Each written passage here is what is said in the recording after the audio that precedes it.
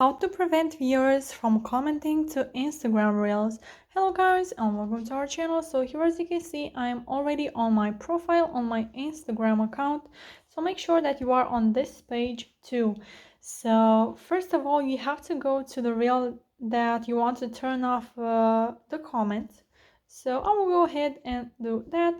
I only have one reel, so I'll go to it.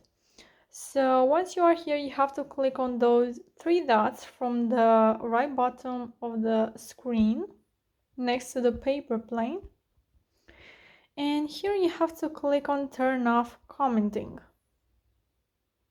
So right now, no one can comment to your reel. So yeah guys, that's it. I hope this video was helpful for you. If it was, you can comment down below your thoughts, and if you have some questions, you can go ahead and ask them in the comment section down below. Don't forget to like this video and subscribe to our channel. Have a great day. Bye bye.